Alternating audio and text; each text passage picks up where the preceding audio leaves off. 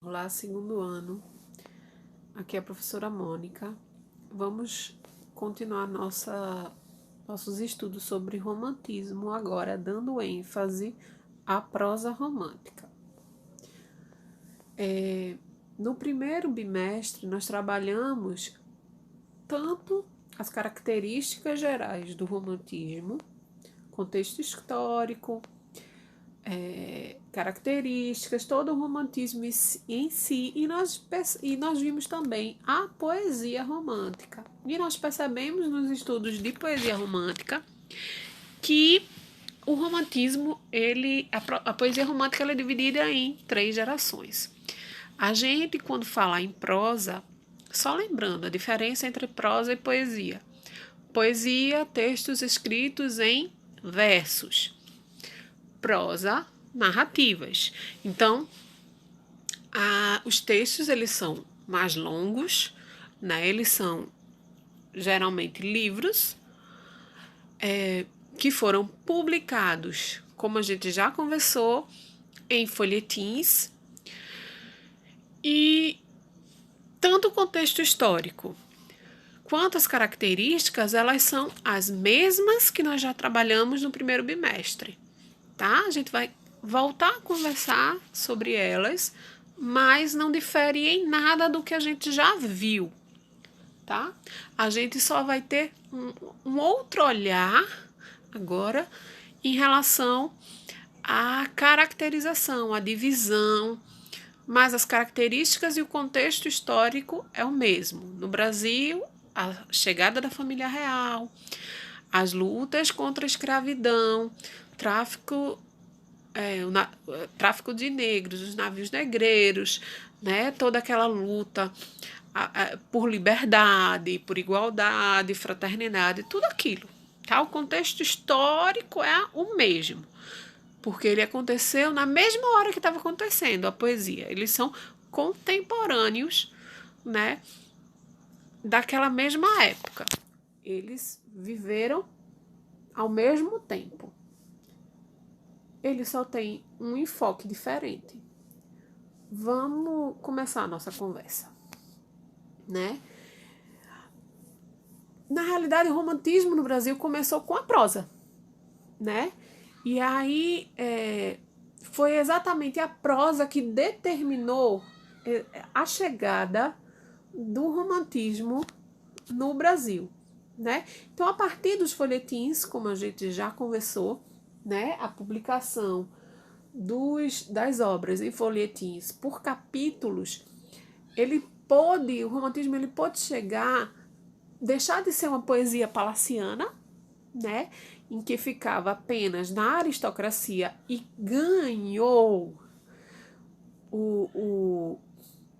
se popularizou, né? Então ele alcançava um maior número de leitores, tá? Ele não ficava apenas dentro, restrito à aristocracia, tá? Então ele pôde cruzar a partir dessas publicações do folhetim, pôde cruzar as fronteiras dos palácios, tá? E essa é a característica muito forte do romantismo, essa popularização da literatura. O sentimento de nacionalismo que a gente já vinha conversado, né? E aí esse sentimento de nacionalismo contribuiu para valorizar as coisas brasileiras e começou também a desvincular essa arte que os portugueses impunham, né? Então a gente começou a desvalorizar mais as obras portuguesas e valorizar mais as obras nacionais, as obras brasileiras, tá? A gente começou a olhar para a literatura agora com olhos de brasileiros e a consumir a literatura brasileira, né? Através dos folhetins, tá? Então, as características da prosa romântica são essas: o nacionalismo, o subjetivismo, né? O subjetivismo quer dizer de busca do sentimento, né? Ele não é direto, ele não vai direto ao ponto, ele é subjetivo, ele leva a um sentimento, ele quer buscar esse sentimento, ele arrudeia muito para falar. Em resumo, é isso, tá? Um ufanismo, né? Um nacionalismo tão forte que chega a ser ufanista, quer dizer, é como se no Brasil não tiver, que no mundo inteiro não tivesse nada mais importante naquele momento do que o Brasil, né? A valorização, o olhar só para o nacional, o valorizar, o achar bonito somente o que é nacional, né? As mulheres, elas são idealizadas, como a gente já vinha conversando, né? Mulheres poderosas, mulheres que não existem de verdade, não existiam na realidade de verdade, era apenas uma idealização, né? Mas que talvez tenha sido um pontapé inicial para a libertação das mulheres, né? Para o voltar os olhos para as mulheres, né? Sempre tem uma religiosidade no fundo. Então, muitas cenas elas acontecem na igreja ou depois da missa ou valorizando os dogmas da igreja, falando igreja católica, diga-se, tá? Valorizando as coisas, um batizado, um casamento, uma ordenação, tá? Sempre voltado para esse lado bem religioso. O culto à natureza, o culto de valorização à natureza. Então, os romances indianistas, eles vão valorizar muito a natureza brasileira. Aliás, não só os romances indianistas, todo o romantismo, mas essa natureza que ela deixa de ser algo idealizado, ela passa a ser uma natureza brasileira mesmo. Não é mais uma natureza voltada para o português, para o europeu. É algo nosso. Então, as nossas florestas, as nossas matas, tudo isso, toda a paisagem, né? As paisagens do Rio de Janeiro, por exemplo, elas são valorizadas. As casas do Rio de Janeiro, o tipo de casa, o tipo de pessoa. Então, tudo isso agora volta-se para o nacional. Outra característica é o amor platônico. Aquele amor que, mesmo que ela não me ame, eu vou amá-la até o fim da minha vida. Ponto. Vou ser fiel, mesmo que ela case com outro, eu não vou me casar com ninguém, porque eu só amo a ela. Meu amor é devotado a ela. Então, eu não quero mais ninguém.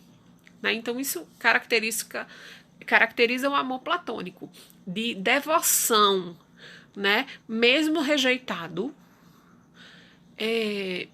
meu amor é devotado só a uma pessoa, o resto da minha vida, tá?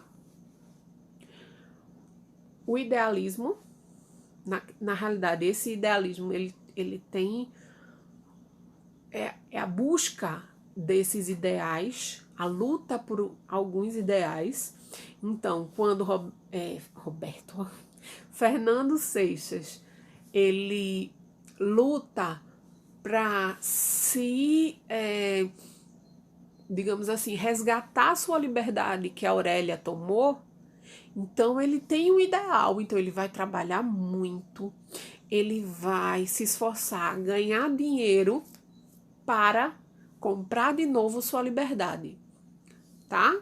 E depois a gente vai falar de cada uma das obras e vocês vão entender melhor. Então, a busca desse ideal faz com que Fernando tenha forças para lutar e chegar no seu ideal, tá? Então, essa estética nativista, o voltado para as coisas nativas. E o que é mais nativo no Brasil? O índio. Então, a valorização indígena aí é extremamente forte, tá? Então, no Brasil, as obras, elas são divididas, os romances românticos, E quando a gente fala de romance romântico, não é de forma alguma uma redundância, não, tá? Romance, naquela época, era o que nós chamamos de narrativa hoje. Então, as narrativas românticas, elas são divididas em três é a poesia, perdão. Então, eles são divididos nos romances indianistas. Então, todos os romances que tem o índio como o papel principal, como né, aquela figura que toda a trama ela é desenrolada a partir dele, a partir do índio, nós chamamos de romances indianistas. Os romances regionalistas, eles são voltados para aquela algo regional, tá? Tanto o romance regionalista como os romances históricos, eles têm toda uma região em que eles são voltados. Então, ele vai valorizar um pouco o sertanejo, ele vai valorizar o gaúcho, mesmo que, diga-se de passagem, o autor ele não tenha pisado em nenhuma dessas terras, tá? Mas é como a gente já trabalhou, a literatura romântica ela é muito idealizada, tá? Os romances urbanos, eles têm os centros urbanos como tema principal, tá? Então, por exemplo, aqueles romances que se passam em ambientes urbanos, eles são chamados de romances urbanos, em cidades. Geralmente, a cidade era o Rio de Janeiro, porque o Rio de Janeiro era a capital do Brasil. Era onde estava a família real. Então, geralmente, o ambiente urbano que se trabalha nessa época é o Rio de Janeiro. E a gente tem também o que nós chamamos de prosa gótica. A prosa gótica é aquela que tem características mais lá da segunda geração da poesia romântica. Então é algo mais mórbido, é algo mais voltado para o pessimismo, para a morte, né? Então a gente vai trabalhar um pouco dessa prosa mais sinistra, mais voltada para esse lado da morte, tá? Vamos fazer o seguinte, vou terminar esse vídeo aqui para ele não ficar muito longo e aí a gente vem falar dos romances no próximo vídeo.